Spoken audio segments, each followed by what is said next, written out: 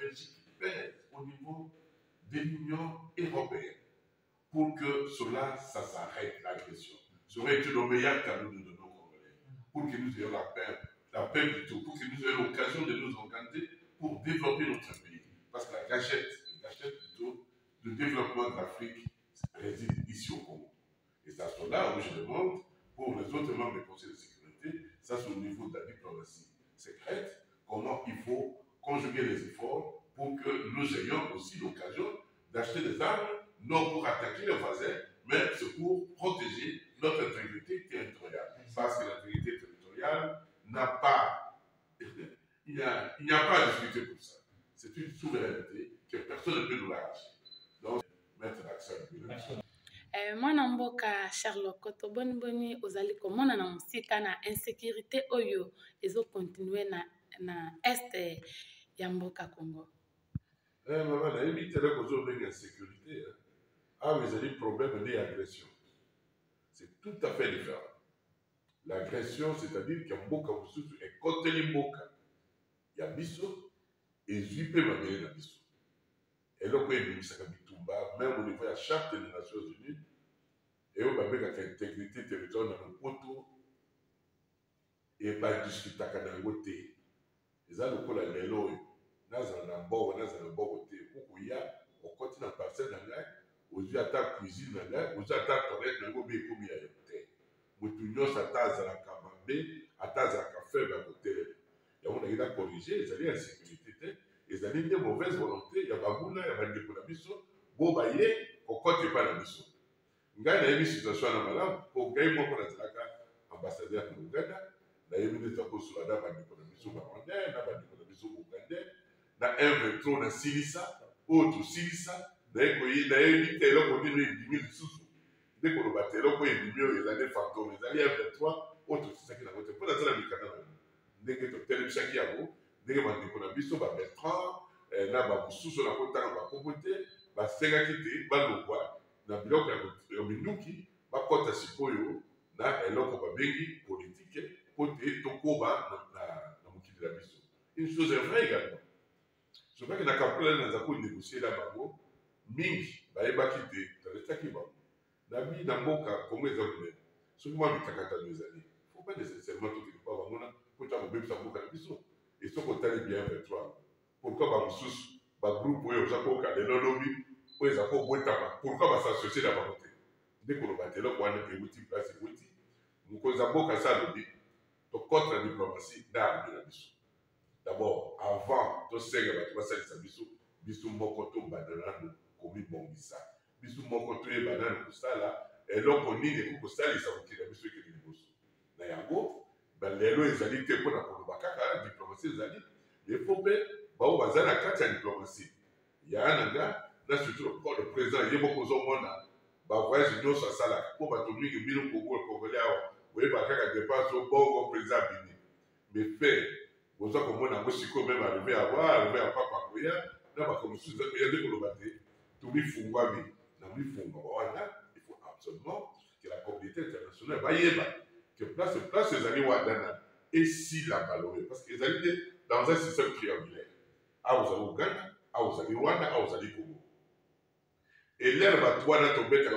bakendeki wana fo batuna mpe pays wana baambassadeur na biso mpe il faut pas bakende kolalaka il faut absolument que le ministre des Affaires étrangères attire attention ya badiplomate soki nano banoma bango soki nano banoma te mpo bato wana mpe bamemaka bapreuve mpe ya bapays à l'époque quand je fais ambassadeur likambo yango ebimi avant kutu président ayeba ngai mpe nasi nake pa président mboka wana parce que je suis un ambassadeur extraordinaire et plénipotentiaire nakokenda bapreuve na mi président toza dans de bonnes relations maintenant likambo oyo esali boye esali papa Ochai il est là le sénateur Ochai et moment quand je suis gouverneur pardon ambassadeur président Museveni azokende na campagne parce que population tolobaka il n'y a pas qu'au Congo bakomi mpo na mi président Museveni ozoyawa na campagne mais Congo asakwa te na mboka na biso Museveni asiliki abengi mpe collègue na ye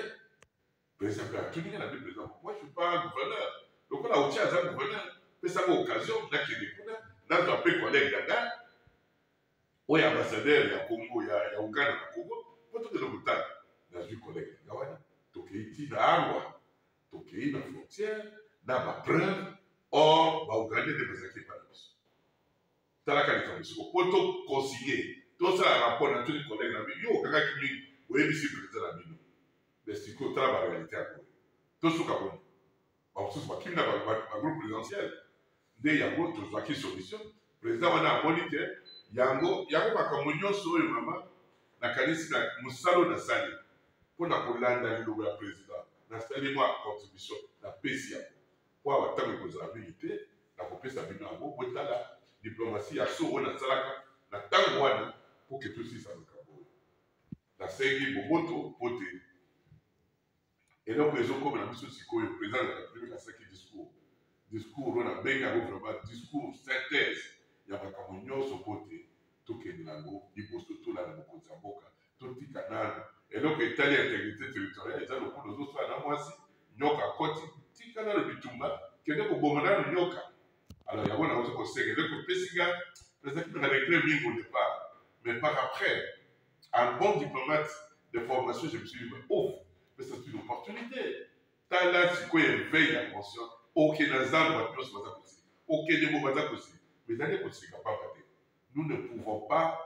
et moto moko akokabola biso na rwanda eza te moto moko akokabola biso na uganda ezali te c'est condamné ezali nzambe mais nzambe nde moto asalaki apesa barichesse na congo titekela akendeki te akende mpa nzambe abi yo tia diama tia baor tia badini yo soki mpo ozali yaka kosengela na malamu mpo nous devons coopérer qu'on le veuille ou pas mais une chose est vraie il faut qu'au niveau de la diplomatie parlementaire parce qu'à l'époque konga nazalaka na papa kabele président ya assemblée nayebisaka ye tosalaka diplomatie offensive un parlementaire parce que gouvernement eko kozwa décision nango mokombo na décision gouvernement ezwi mais peuple bazali d'accord te mais soki boke na diplomatie parlementaire kuna eza koreprésente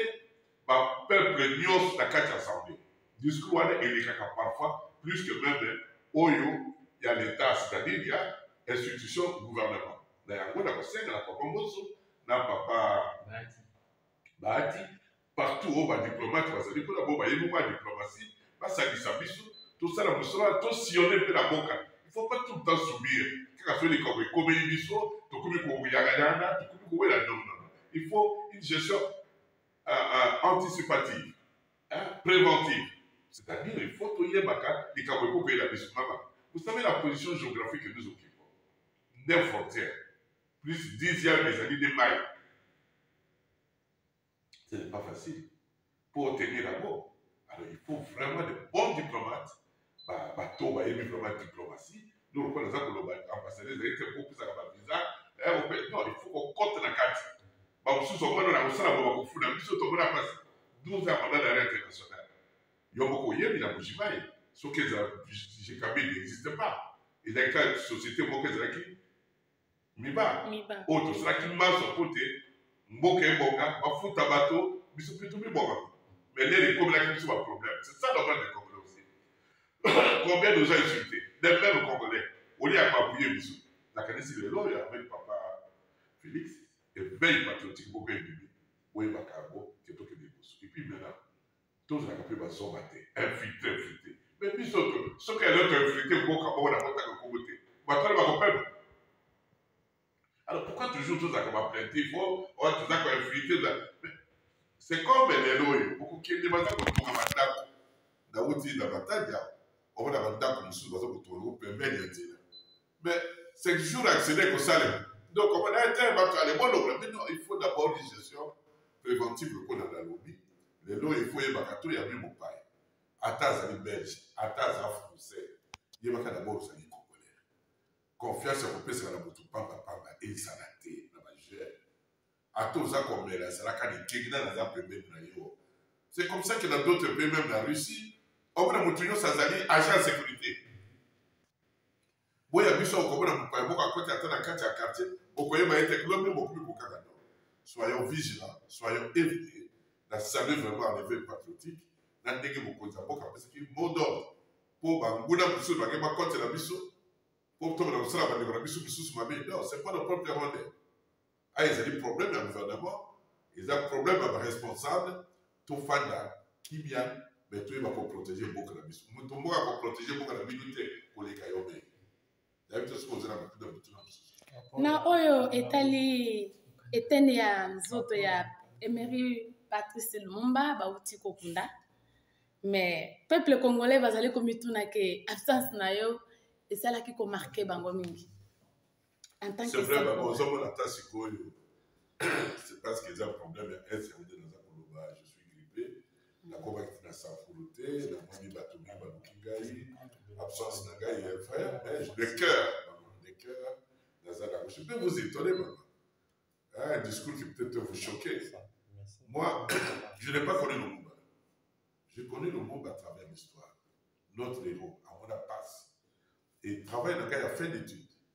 c'est la rupture des relations diplomatiques entre le Congo et la Belgique en 1960 et ses répercussions internationales.